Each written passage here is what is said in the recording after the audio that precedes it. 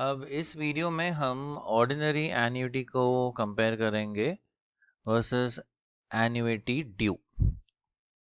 अब सपोज ये हमारा एन्युटी का पेमेंट पीरियड है। Now this payment period could be monthly और क्वार्टरली और हाफ ईयरली या फिर yearly. So suppose this is our payment period. अब अगर हम इंस्टॉलमेंट भरते हैं या हमें रिसीव होता है पेमेंट पीरियड के बिगिनिंग में, तो अगर हमें बिगिनिंग में पैसे मिलते हैं या बिगिनिंग में हम पैसे भरते हैं, देन जो एन्युटी टाइप होता है वो है एन्युटी ड्यू। सो एन्युटी ड्यू में पेमेंट रिसीव होता है या हम पेमेंट पे करते हैं at the beginning of each payment period. तो सबसे इंपॉर्टेंट टर्म यहाँ पे है बिगिनिंग।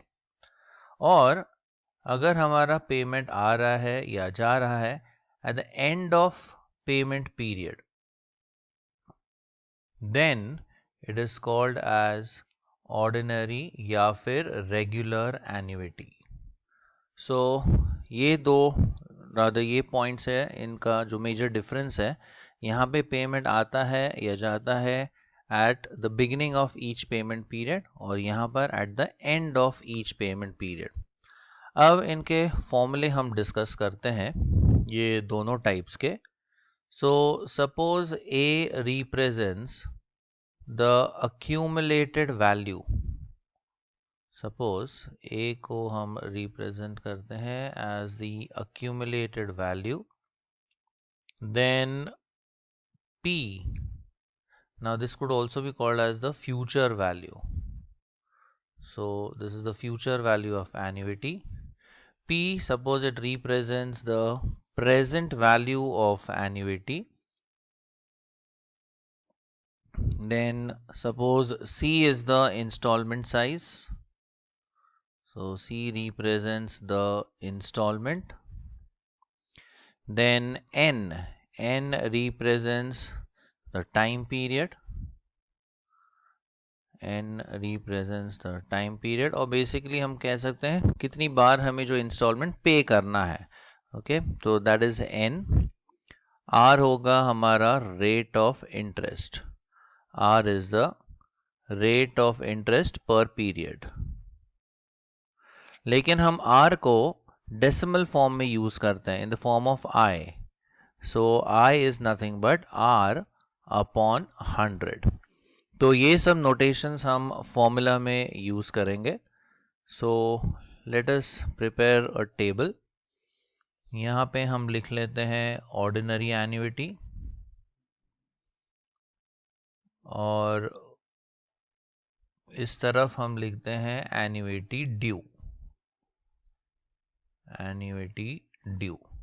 सबसे पहले हम अक्यूमुलेटेड वैल्यू का फॉर्मूला लिखेंगे for ordinary annuity, that is A is equal to C upon I into 1 plus I raised to n minus 1.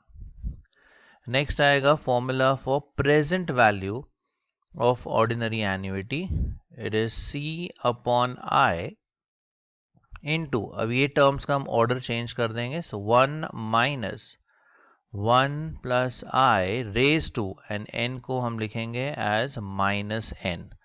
Now this formula could also be written in this manner. देखिए, C upon I into 1 plus I raised to n minus 1, लेकिन यहाँ पर आएगा divide by 1 plus I raised to n. So either you can use the formula in the first form or in the second form. तो ये हो गया accumulated value का formula, ये हो गया present value का फॉर्मूला।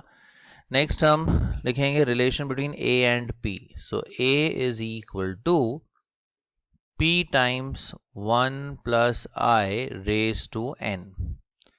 एंड एक और फॉर्मूला है जो कॉमनली यूज होता है, it's 1 upon P minus 1 upon A is equal to I upon C. So हर फॉर्मूला में बेसिकली चार टर्म्स है. देखिए A, C, I and N. यहाँ पर है P, C, I and N. Here you have A, P, I and N. And this is the formula which relates P, A, I and C. तो हर एक formula में चार चार terms है. उसमें से तीन टर्म्स की वैल्यू आपको दी होगी और आपको चौथे टर्म की वैल्यू ढूंढनी है. एंड अब जाते हैं हम एन्युटी ड्यू पर. इसमें एक छोटा सा चेंज खाली आपको याद करना है.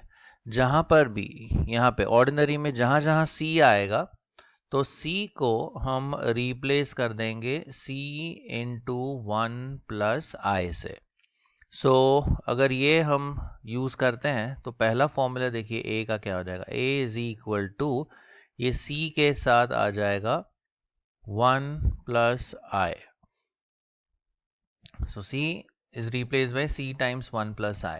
बाकी सब टर्म्स वैसे ही डिवाइड बाय I, फिर 1 plus I raise to n minus 1.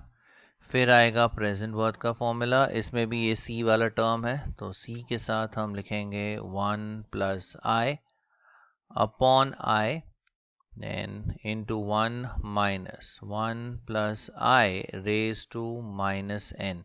या फिर ये फॉर्म में भी हम लिख सकते हैं C. सो अगेन C के साथ हम मल्टीप्लाई करेंगे 1 प्लस I को. Rest all remains the same. Divide by I और यहाँ पे 1 plus I raise to n minus 1 divided by 1 plus I raise to n. Next अगर हम फॉर्मूला देखें तो यहाँ पर C टर्म नहीं है कहीं पर भी, तो ये फॉर्मूला एज इट इज रहेगा. So A is equal to P into 1 plus I raise to n. And fourth formula में we have a C term over here. So we have 1 upon P minus 1 upon A is equal to I upon, अब C के साथ आएगा 1 plus I. So yes, this was a brief comparison between ordinary annuity and annuity due.